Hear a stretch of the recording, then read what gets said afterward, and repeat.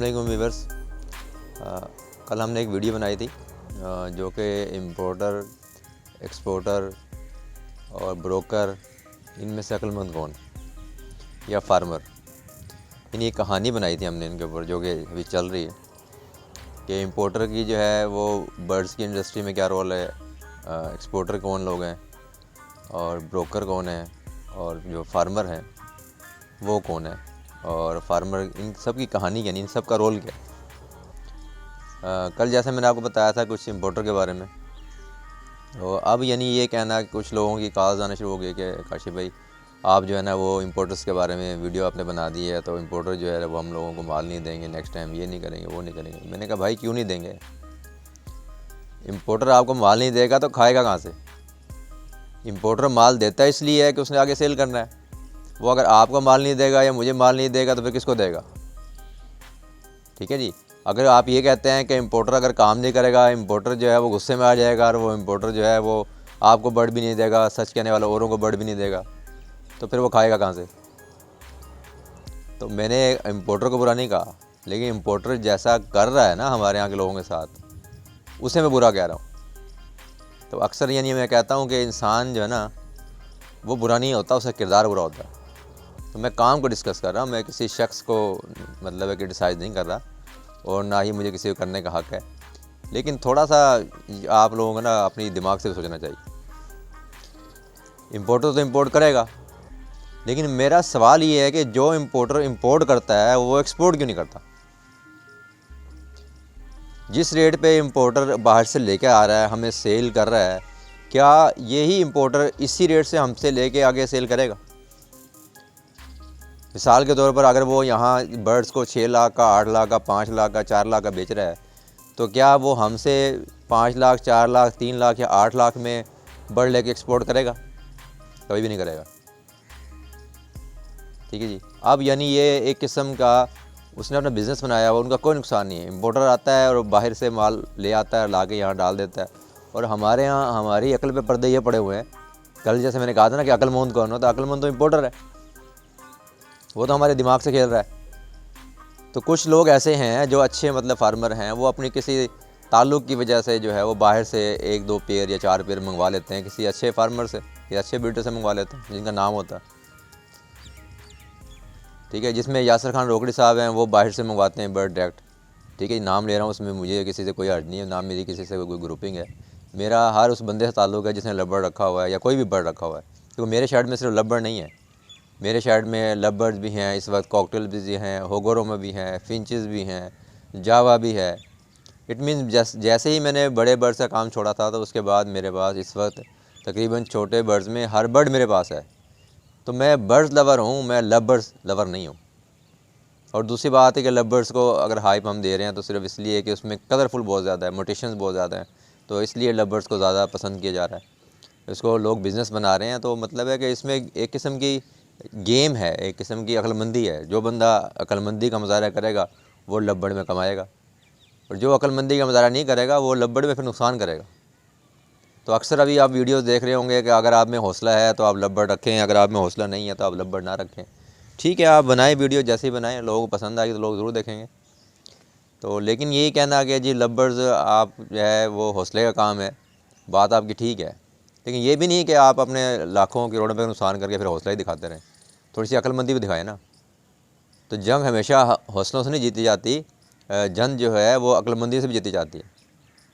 अगर लड़ने वाला अक्लमंद नहीं है ना तो फिर जितना है बहादुर हो, मार खा जाएगा।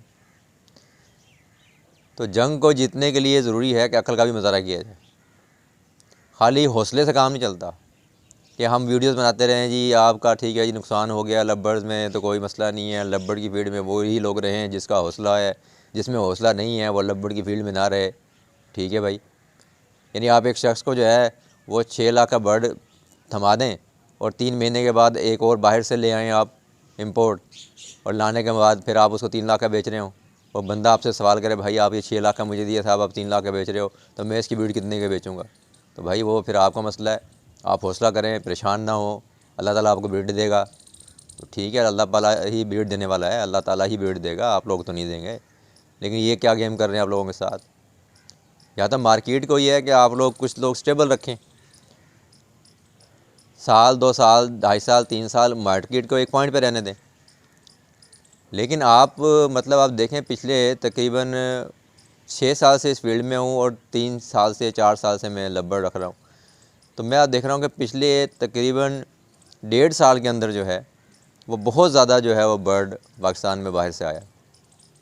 अभी हम कहते हैं ना जैसे ग्रीन ओपलाइन पिट गया, ग्रीन ओपलाइन पिट गया, और मतलब है नहीं, ग्रीन ओपलाइन की भी वैल्यू है और वो बर्ड भी जो है वो एक अपने आप को मेंटेन रखे हुआ था। लेकिन वो पिटने से मुराद क्या था कि उसको हमने डिक्लाइन कर दिया रेट वाइज। कैसे रेट वाइज डिक्लाइन कर दिया कि मार्केट में एक अच्छे रेट से बर्ड सेल हो रहा था ग्रीन ओपलाइन, ठीक है जी। उसमें आप देखें कि वो बर्ड मैंने ख़ुद लिया 2020 में, 20 की मेरे ख्याल से मुझे याद पड़ता है कि मार्च में या अप्रैल में लिया था मैंने फ़र्स्ट टाइम ग्रीन ऑफलाइन। और उससे पहले मेरे पास सादा बर्ड्स थे, मतलब फ़िशरीज़ के अंदर जैसे फ़िशर्स हैं या लुटीनो वगैरह हैं। तो ये मैंने पहला बर्ड एक पेयर ख़रीदा था, एक पेयर, उस पर 60,000 रुपये का एक फ़ीस था। तो मैंने ये तकरीबन 1,20,000 रुपये का जो है वो डॉक्टर सऊद अरशद साहब से जो है ये बर्ड मैंने लिया था। और डॉक्टर सऊद अरशद साहब जो है ना, मैं समझता हूँ कि ये एक बहुत अच्छे मतलब है कि हमारे पाकिस्तान के फार्मर हैं, ब्रीडर हैं और चैम्पियंस इनके बर्ड्स होते हैं। और माशाल्लाह उनके पास भी हर तरह का बर्ड आपको मिलेगा। यानी वो बर्ड लवर्स हैं, ओनली लवर्स लवर नहीं है। और वो माशाल्लाह लोगों के साथ कोऑपरेट करते हैं, बहुत अच्छी ब्रीड कराते हैं। वो हमारे यहाँ बड़ा अच्छा काम कर रहे हैं और बाहर से लोग बुलाते हैं, एग्जीबिशंस करा मतलब जो सेमिनार्स करवाते हैं, ठीक है, एक्सपो होती हैं। और वो उसके अंदर फिर जो लोग मतलब है जिनके बर्ड्स विन करते हैं उनके भी बर्ड्स विन करते हैं, तो उनकी हौसला अफजाई भी करते हैं। तो अब ये गेम एक चल रही है तो उसको मैंने डिस्कस करना था, इसलिए ताकि जिन लोगों का नुकसान हो गया वो तो हो गया, लेकिन सब का ना हो, इसको आप समझ के चलें। और मैं क्यों बना रहा हूँ, इसलिए नहीं बना रहा। मुझे अब बहुत से लोगों ने कमेंट्स भी डाला है कि काशी भाई आप इसलिए वीडियो बना रहे हैं कि आपका क्या नुकसान हो गया, शायद आपका नुकसान हो गया, आप बता दें आपका क्या नुकसान हुआ है। मेरा अल्हम्दुलिल्लाह कोई ऐसा नुकसान नहीं हुआ, लेकिन मेरे पास बहुत से कॉल्स आ रही हैं, बहुत से लोगों का नुकसान हुआ है, तो मैं तो उनके लिए बना रहा हूँ। मेरे पास तो मतलब है कि मैंने लव भी रखा हुआ है, बाकी बर्ड्स भी रखे हुए हैं, तो अल्हम्दुलिल्लाह वो तो चीज़ ऊपर नीचे होती रहती है, तो उसमें बैलेंस हो जाता है। तो बात ये चल रही थी ग्रीन ऑफलाइन की, तो मैंने उस वक्त ये बर्ड 1,20,000 ख़रीदा था। और आप ये देखें कि ये 2000 से लेके और 2022 तक जो है वो इसी रेट में सेल होता रहा है, 60,000 में, 50,000 में, 70,000 में, कुछ लोग 80,000 में। जब मैंने 60 के लिया था उस वक्त कुछ लोग इसको 90 का, 1 लाख का भी बेच रहे थे। तो जब मैंने कुछ लोगों से डिस्कस किया जो मतलब है कि हमारे सीनियर फार्मर थे, ब्रीडर थे, जब उनसे पूछा तो वो कहने लगे जी आपने क्वालिटी बर्ड नहीं ख़रीदा इसलिए आपको 60,000 का मिलेगा, हम मिल गया है। हम तो जो बर्ड है ग्रीन ऑफलाइन हमारे पास क्वालिटी बर्ड है और ये स्प्लिट ब्लू है, तो ये आपको 90 का मिलेगा या लाख का मिलेगा।